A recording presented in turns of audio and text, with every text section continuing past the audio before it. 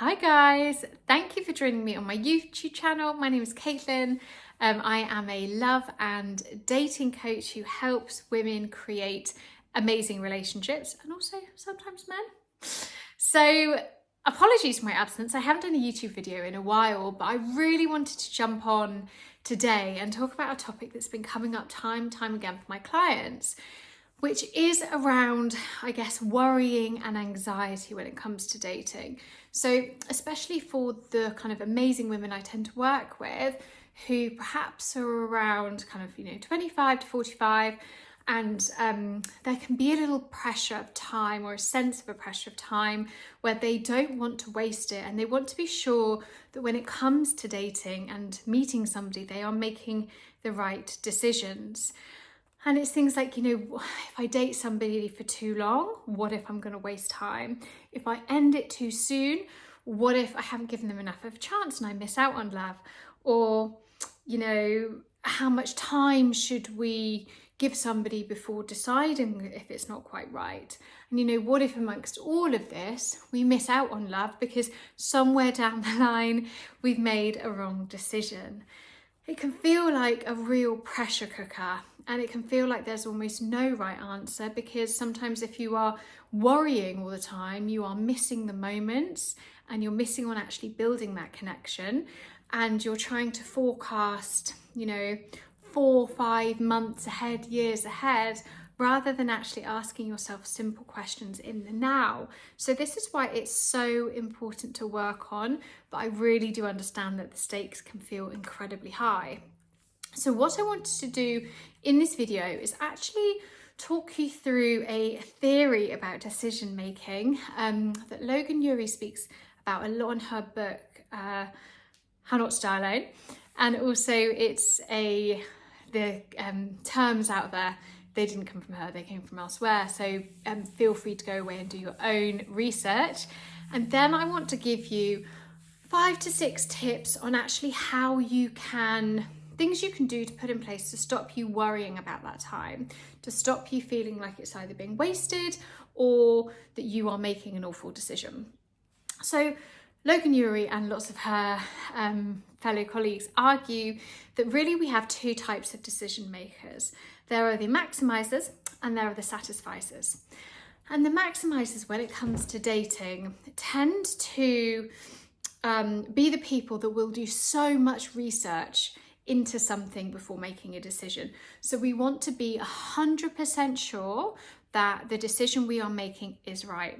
So if it comes to buying a coffee machine, you might do a month's worth of research or 2 months worth of research. You might look at every single one on the market, you might compare all the prices, and then you might make your decision. Or if it comes to dating, you might feel like you need to date everybody on the app, or if you are with somebody, you might be measuring them against your kind of mental tick list of what you do want and either finding them a little bit lacking or wondering and worrying that there's somebody who's like 5% better out there. And because we're in this hunt for perfection, really, actually it can be quite emotionally stressful, because if there is an element missing, we will move on, but also we can struggle to commit. But if we do, we're always torturing ourselves with the question, have I made the right decision? Have I made the right decision? Rather than just allowing yourself to commit. And then, as soon as we've made our decision, our brain will rationalize why it is the right one. Our brain wants to help us with decision making, but sometimes it's actually the making the decision that's the issue. We then have the satisficers, which is an interesting concept because they tend to be the people who, if we take the coffee machine example again, I'm probably butchering this, bear with me, they might go into a shop and they might look around, speak to their sales assistant. They all know what they want from the coffee machine and they will buy the best one there at this time and be very happy with their decision. So when it comes to dating, satisficers tend to think, okay, well, I know what I want. I've got actually quite high standards. So I'm really clear on what I'm looking for. And actually, I'm going to accept that nobody's perfect. I'm never going to have 100% guarantee. So I'm going to go for good enough. the person that I meet who matches a lot of what I want and makes me feel happy and great, but they might not be perfect, there might be certain elements missing, I'm going to commit to them and see what happens. So you tend to be more secure in your decision making because, first of all, you haven't had that anxiety, that worry, that constant research, but you also accept that relationships are built rather than just appear, and we understand that they're not perfect. Now, I definitely fell into the maximizer category when I was dating, and it was something that I really, really had to work on because I thought that love would appear in a certain format with a certain person, and it would feel a certain way, such as being that excitement, that adrenaline all the time, the fireworks, the rom-coms. I was so used to chasing unavailable people. That's what I was basing my perception on. So it didn't really matter how people looked if there wasn't an element of unavailability and an element of that kind of drama. I thought something was missing. So I had to do a lot of work on actually changing my expectations and my decision-making process whilst actually upping my standards at the same time in order to feel more secure in the path I was on and what I was doing. And I think when I talk to some clients about this, there is always this fear of, okay, but if I'm doing that, am I not settling? If I'm going for good enough, is that not settling? And the answer is no, because you do need very high standards. You need to know what you're looking for, what's going to make you happy, and actually what you're not going to tolerate. But it is about accepting that people aren't going to be perfect, a situation isn't going to be perfect, and basing your decision making on somebody as a whole who is good enough rather than wishing that they were somebody else. Because if that is the case, you're never going to be satisfied, because there's always going to be somebody who is 5% more attractive, 5% more successful, 5% taller, whatever your criteria is.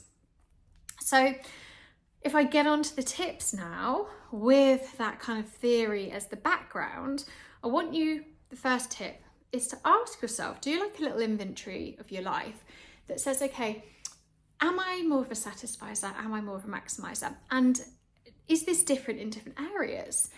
And if so, where could I practice making decisions based on it being good enough, me 100% committing to that and feeling good about it? So we want you to do a little bit of an inventory about what is going on, not just about your decision making when it comes to dating, but when it comes to life in general. So we want to be thinking about, what is right and what does feel good, and really appreciating actually the decisions you are making, or perhaps what's already in your life. I then want you to get clear actually on what your non-negotiables are and what your standards are going to be when it comes to dating. Because again, you might be looking at certain criteria about how somebody's going to appear or who they're going to be in this world, but if realistically that type of person is treating you badly, it doesn't make a difference. So we want to get to know your non-negotiables, what you, and it will be so personal to you, need in a relationship that is based on your values. I think I've already done a video about this, but also actually,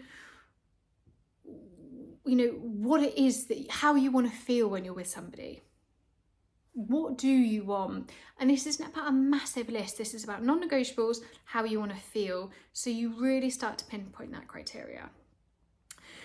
Because when we're dating from that perspective, it does make decision making a little bit easier. For example, if you know that connection and laughter is one of your non-negotiables, then that's also what you look for, with the satisfier mindset that you need to give somebody time and that can build. So after a few dates, however many dates, that's still not there, that's your answer. Another tip that's so helpful that I do with clients a lot is actually getting more comfortable with your decision making on a day-to-day basis. So if you're anything like me and some people that I work with, I can find it difficult to make decisions. So much better now, but back in the day, if somebody asked me what I wanted to drink on a date, I say, oh, What are you drinking? Or what do I want for breakfast? I'm not sure. What do I do with my time today? Oh, do I do this? Do I do that? So there are so many ways that we can actually start practicing decision making and confident decision making that's based on what we want from quite early and through. It doesn't have to be anything to do with dating. As you go about your day, start saying yes or start saying no. And it can be a yes or a no, or I want this, no, I'm going to do that. And once you've made the decision, I want you to follow through and enjoy it and stick to it. Okay?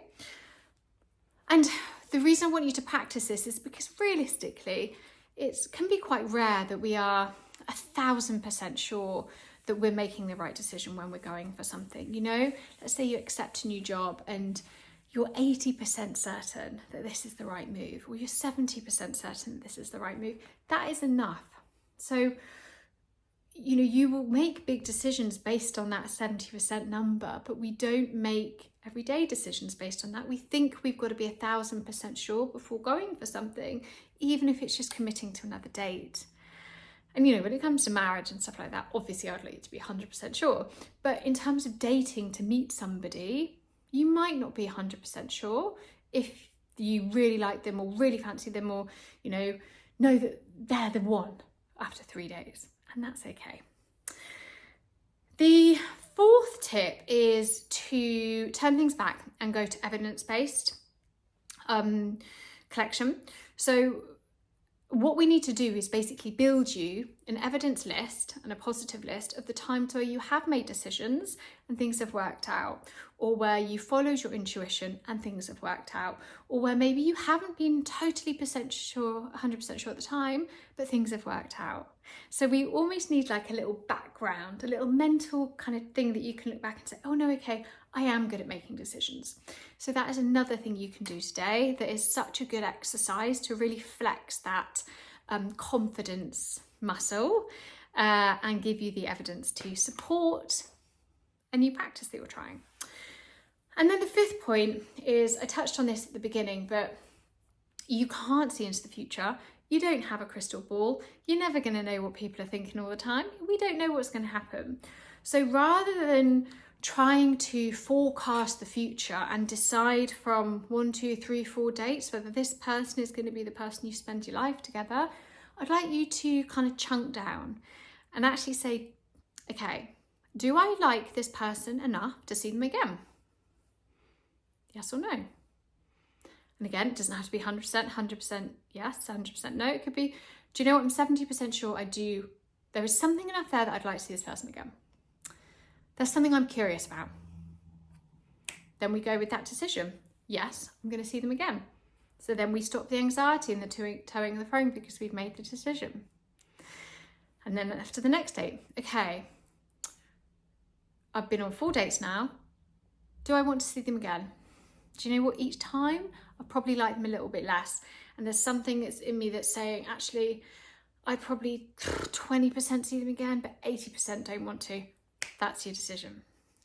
So rather than trying to make a decision based on the future, we make a decision based on where we are now and how it feels in that moment. And hopefully that should reduce a little bit of anxiety.